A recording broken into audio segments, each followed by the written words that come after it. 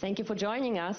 Good morning. Welcome to this press conference following the launch of the European Space Agency Earth Explorer Biomass satellite on a Vega-C rocket from Europe's Spaceport in French Guiana, where we are right now.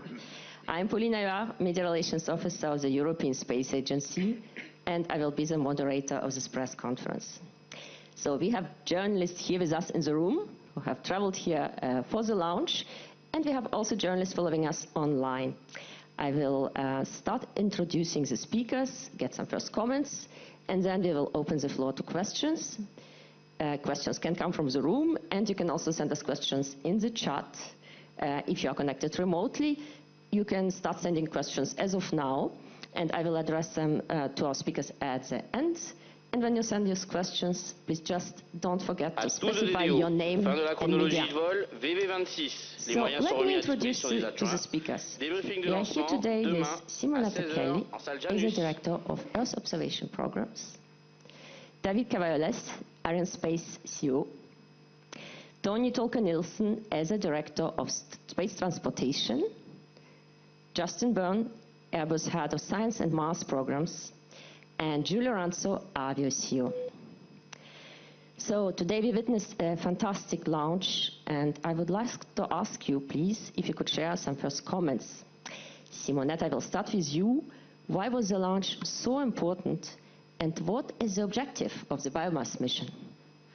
Thank you, Paulina. Launch, very important, is the 7th Earth Explorer mission. It's a science mission in the context of what ESA does in Earth observation to look at the state of our planet. And this mission comes really timely moment. It's a mission that it's about science, it's about innovation in terms of technology, but it's also about the health of our citizens on the planet. In fact, it's all about biomass. It's all about monitoring carbon fluxes and the role that the tropical forests play in that carbon overall monitoring, I would say. Why is it so important? It's important because in terms of technology, it represents big advancement with a new P radar. It's a P-band radar, never flown before. It's quite a complex instrument that was built in Germany by Airbus Germany and Airbus UK that's been leading the project. And it's an instrument that will fly a very low frequency, 435 megahertz. It will give us somehow a 3D scan of the tropical forest. And that's going to be super important. In fact, tropical forests need to be understood better because they're very dense, and each element of that forest, the leaves, the trunk, and the roots, have a different absorption capacity of carbon. Leaves 1%, trunks about 75%, the roots about 25%. So it's really essential to understand how they differently absorb, how is the level of degradation, how is also the level of improvement, and also of the land use. It's a mission that will fly 5 years. In the first 18 months, it will have a tomographic view, so like a 3D scan of the forest. And then in the next 4 years, we'll have subsequent passes every 3 days over the Earth, and we'll have 5 times the global coverage of tropical forests. This will help us understand better climate variables, support really the challenges that we have, and have a better, healthy planet. And this is really what ESA is all about. With Earth observation, we try to have missions that help us have a better understanding of our planet, but also supporting the current challenges that we have for citizens and everybody in the world. Thank you so much, Simonetta. And David, may I ask you, what does this launch represent for Arianespace? Well, I think that what happened today is a tremendous achievement for Arianespace and a tremendous achievement for Europe, simply. As you know, earlier this year, we launched our heavy launcher, Ariane 6, with the CSO3 mission, and it was a great success. Today, with our partners, we are launching Vega-C. This is a huge success as well. And for me, it means something. You know, in the current context full of uncertainty, with some geopolitical evolution, the fact that Europe masters technology as complex as rockets, which are among the most complex on Earth, the fact that we are reliable, the fact that we are able to cover any mission with our two launchers, it is something that is of utmost importance. I think that in recent past, let's say, we all discovered what sovereignty and sovereign access to space meant. Now we are back, and of course our big challenge now is to ramp up, to do more and more launches, because at each launch that we succeed, we reinforce our sovereignty in space. The second important dimension is the one mentioned by Simonetta. We don't do rocket only because it's wonderful technology. We do it to, let's say, improve the life on Earth. We do it for our citizens. Earlier this year it was to protect our citizens from the military side, let's say. This year is also in a way to protect our planet and our citizens through science. And for me this is really at the core of our value, to simply provide benefits to citizens thanks to space. So really big achievements, and now we are very motivated and very impatient to continue launching again and again with a strong acceleration this year. Thank you very much, David.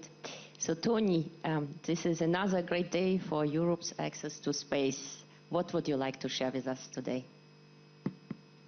Now, David said it all. So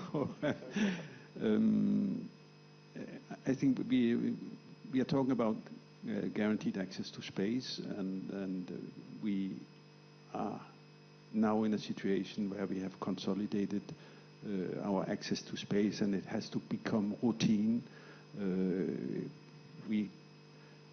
Of course, every mission is challenging, but we are doing everything we can to merit success, and that's what we demonstrated today. Now, David mentioned the launch in March with that French military satellite, and today we have a scientific satellite, Earth Explorer, and we have really fundamental needs. Now, space is an integral part of civil economy. That's one thing. But also for our security, we need access to space. For also to understand the Earth system and also the universe, we need access to space. And all this will even increase. So we are ramping up to 910 Ariane 6 and 4, 5 Vega. And I predict even that we would need more in the future, in the next 5-10 years. You'll see this place become a very busy place because it's the best place to launch in the world. You can launch via the equator almost, and you can launch to any direction. There are no earthquake, no hurricanes. So you're sitting in a very privileged place for those of you who are here. For launches, and we really need that access for Europe, and I have warned the Préfet that it will be very busy here in the next 10 years, and he's happy about that. Thank you very much. Thank you, Tony. So, Justin, there was something very special about this launch. The Biomass satellite carries a P-band synthetic aperture radar. What is the advantage of this technology over those already existing? Yes, so I just want to say a big thank you to the launcher for getting us into space. It's been a really long journey, 9 years to get here, with hundreds of engineers and scientists working on this fantastic spacecraft. 50 companies, 20 countries in Europe, US, Canada, and even Australia involved, so a massive achievement. The spacecraft is good, it's healthy, the solar arrays are deployed, the avionics is controlling it, comms is working, so now we're about...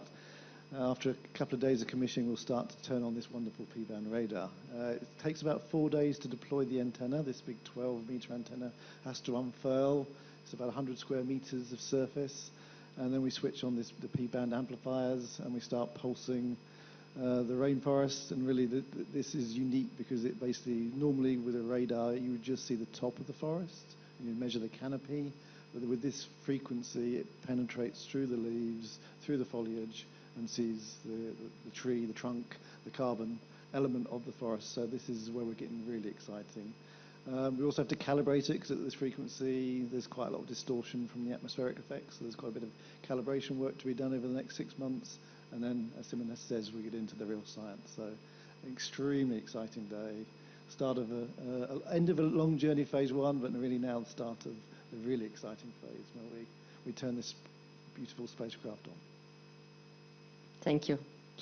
So, Giulio, Vega-C performed perfectly well today. What would you like to share with us? Well, first of all, excitement for the success of the customers. I know that they have worked long to prepare this satellite with a very ambitious mission for the benefit of everyone on Earth. So we had an important job to be done to deliver that carefully to orbit.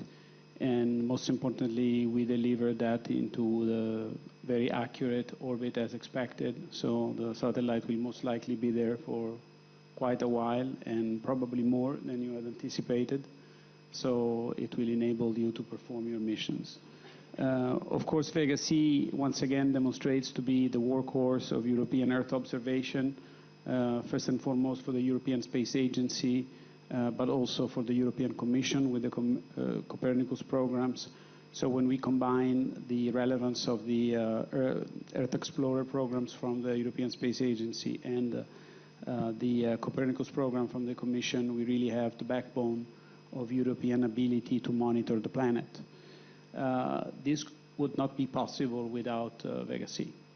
And we have demonstrated to be able to launch satellites of any size between 1 ton and 2.5 tons successfully to synchronous orbits. We have enabled the industry to deliver different types of technologies to observe Earth from optical to radar to hyperspectral. So we really have a great capability in Europe that is second to none. And we think that this is linked one-on-one to the ability to also deliver this technology and infrastructure to space, which is through Vega-C. So we look forward to the next missions coming up next in July, actually, with Airbus once again, and for a different purpose, but again in Earth observation. So Vega-C demonstrates to be the right ride, not only for institutional missions, but also for commercially driven Earth observation activities. So we look forward to have once again our teaming approach with Arianespace, European Space Agency, and CNES, the French Space Agency, to all work together to deliver our next parcel to space. Thank you. Congratulations. Thank you very much. So now we will open the floor to questions. So just a little reminder also, many of us know each other. Please still specify your name and the name of your media before asking the question.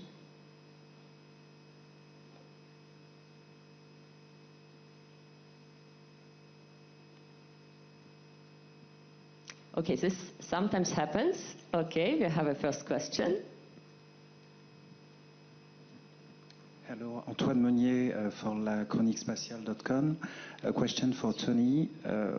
What would be the main challenge to increase the activity, the launch activity in Kourou?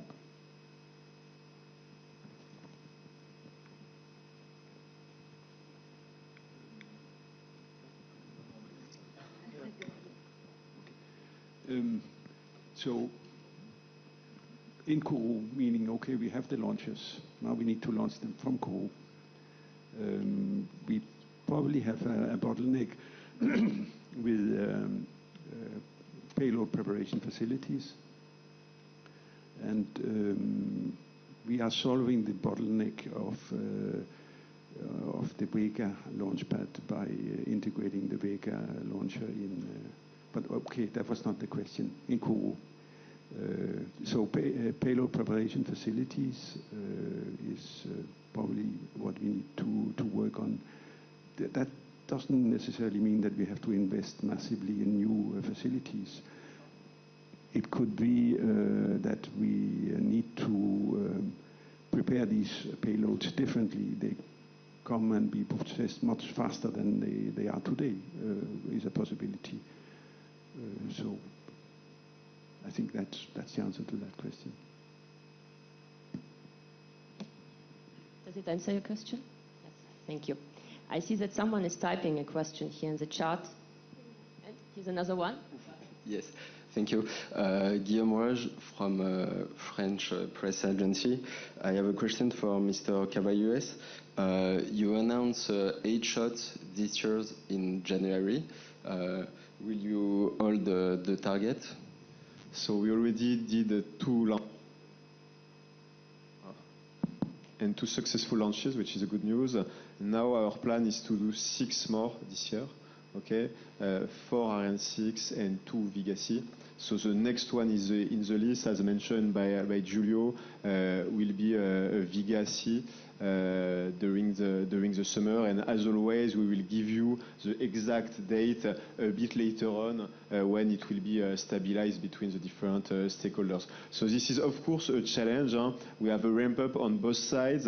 As Tony mentioned, this is an industrial challenge, but it also requires some adaptation on how we prepare satellites and so on here in Kourou. But this is at the same time a very motivating challenge for all the teams. And I think I can also speak on behalf of Avio, Ariane Group, and so on. Everybody wants to succeed this ramp up. And here in Kourou, I would say that the more we launch, the happier we are. Of course, this raises some questions, we have to adapt and so on, but when we launch, we do exactly what we are built to, so this is really a good period for us. You know, last year was a year of transition. It was the return of the European team of space, let's say. This year is a year of acceleration, for sure. I see that Bianca Schwarz from ARD has a question. Please go ahead. Thank you so much. And thank you so much for letting me be here. So my question would be, I know that ESA got an open data policy, but could you please give an example of which kind of institutions will be working with these biomass data in a few years? Yes, thank you for the question. Yes, all the Earth observation missions of ESA have an open and free data policy, and also the ones that we manage with the Commission, for example, the Sentinel Copernicus. But these are Explorer mission. Biomass is an Explorer mission, which is by definition born as a science mission with an opening to the access to everybody in terms of free and open data. How do we organize the scientific exploitation of the mission? First of all, we organize the preparation of the mission through what is called MAG. These are groups of scientists that actually develop the requirements for the mission in advance. So it's not a technology push building up, but it's really from the scientific needs transformed into a satellite mission. That's what happened in the preparation. For the next steps, after the commissioning, everybody will be able to access the data. Commissioning will last for Biomass about 6 months after the initial LEOP phases of the first few days and then all the verification of the functionalities. And the organization of the science exploitation is done through very strong collaboration worldwide, so not just the European scientists will benefit of that, but really hundreds of people worldwide. We have, for example, a collaboration with the US, who have a mission that will fly soon called NISA with India, and they have L-band radar, and those data sets will be exchanged, and we will work on trying to look at best results from radar data, data and L-band data. We also have collaboration in the context of CEOS, which is the Committee of Earth Observation, where we work on calibration but also standardization of method and tools for the use of these data sets. And we have something which is called MAP, is a platform where we will integrate data from biomass and everybody will be able to access it. We also have very dedicated collaboration with science institutions worldwide. I was in Brazil last year to make a deal with the Brazilian Space Agency and INPE, just to make an example, but it's one of the many. And they're validating the data sets on tropical forest from biomass in the north of Brazil, in Belém. They will have a similar tower like the one that we saw yesterday here in Guyana. Of course, in Guyana, you have 2 sites. They're part of the 100 GEO-3s validation sites of network of scientists worldwide that will exploit the data. I have 2 questions in the chat, and Simonetta, I think one of the questions would go with what you just started, because you have a question, how do you validate data with ground validation? How do you do that from Frederic Castel?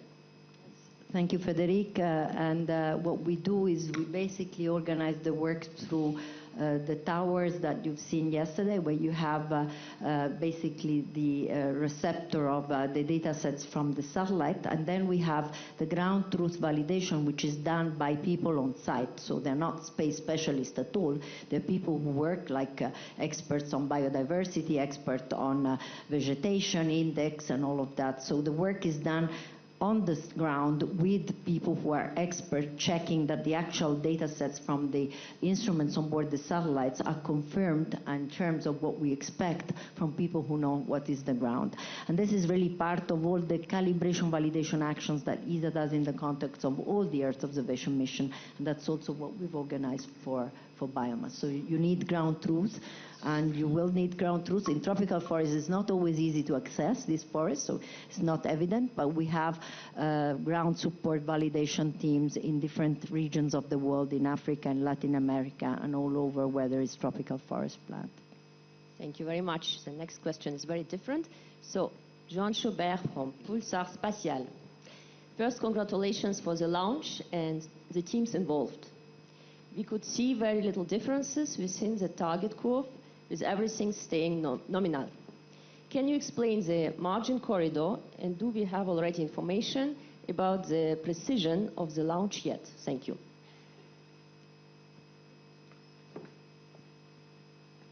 No, we don't.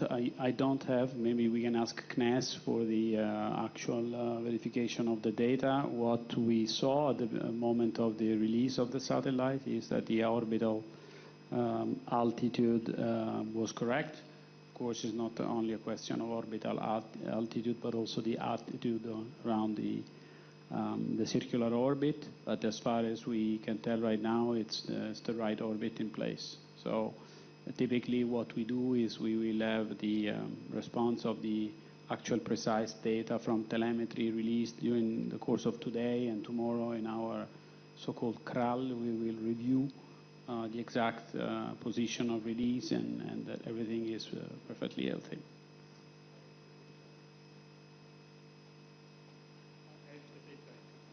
Okay, you have the data, then you need the mic.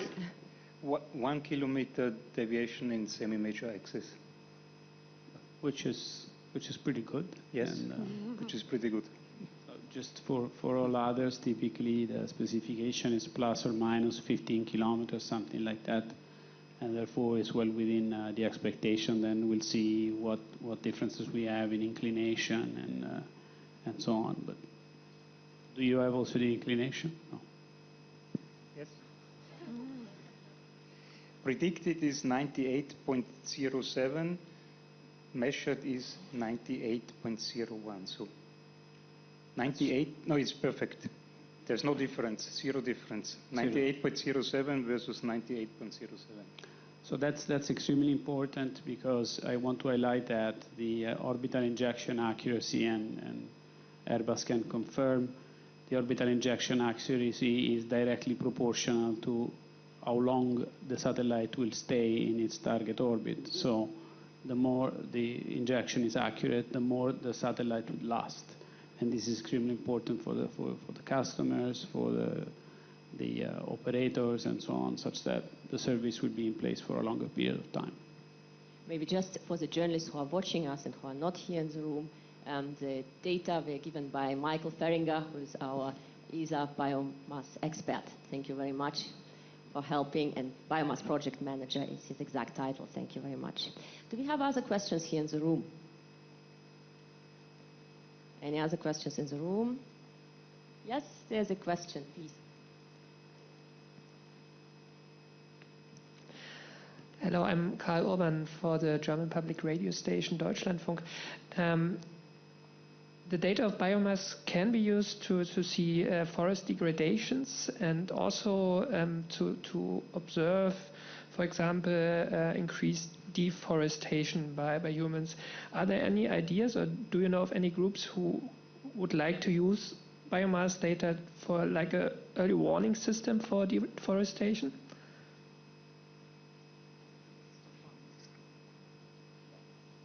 Thank you for the question. As I said, there are many scientific groups that will exploit the data. Just to make you an example, there's a University of Sheffield in the UK.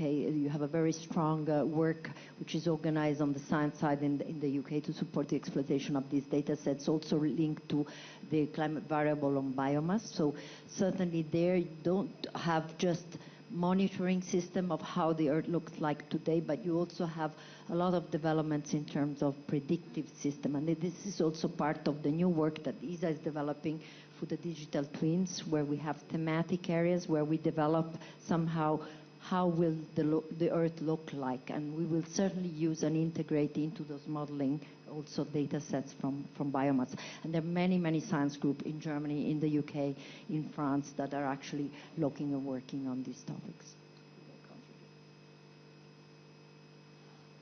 Any other questions?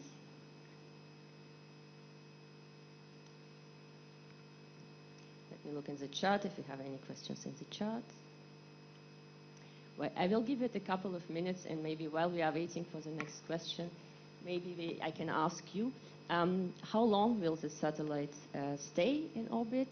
What kind of data it will send, and how we will process this data? So the satellite lifetime is 5 years planned. Actually, it's 5.5 with these two phases, the initial 18 months phase of tomographic phase, and then the next one of interferometric of 4 years. These satellites, and actually thank you to this precise orbit injection, potentially can live much longer. We actually probably use less propulsion that we needed, so thank you to Avion Arianespace for that, because these missions have an initial lifetime which is foreseen because member states fund the budget for the operation, but normally when they're healthy and they can live longer, they live longer. And that's the case for many of the Explorer missions, like the Cryosat looking at the ice thickness, soil moisture on osmosis. So really we expect, hopefully, this mission to live longer than what is planned. In terms of the data, the organization of the data is done through the Operation Control Center, which does all the operation for the Earth observation satellites in Germany, in ESOC, and then the Mission Management Office is located in the ESA establishment in Frascati. And there you have the person that actually collects the user requirements, makes the planning together with ESOC of the maneuver and the planning of the satellite operations, and then organizes the distribution of the data, which are done via web interface. We are registration, you need to register as a user, and of course there's then a whole process of somehow reporting on the use of those data sets with the scientific conference. We have one coming up, it's called Living Planet Symposium in Vienna in June, where all the scientists all over the world, not this time on biomass, that they report on the work they do on the data sets of our missions. And that's another really great opportunity to meet and see how the data sets will be used and exploited also for biomass. Thank you. Any other questions? Okay, if there are no more questions, I would like to ask you, do you have anything else to add before we close? Any other comment? Anything about the future, maybe? Just stay tuned. Prepare to be here in Kourou very, very often, because we will be very, very active. Okay, thank you. For us, we prepare ministerial at the European Space Agency. My Director General will put on the table of member states very soon a program proposal, and really we need strong support from member states. So I think missions like this today show the capacity of Europe to launch autonomously, but also the capacity of Europe to be at the forefront in terms of tackling environmental and climate issues. And I hope this will still be supported through the decisions of member states in a few months, and really looking forward, you as press, to promote these messages along to help us getting the support we need.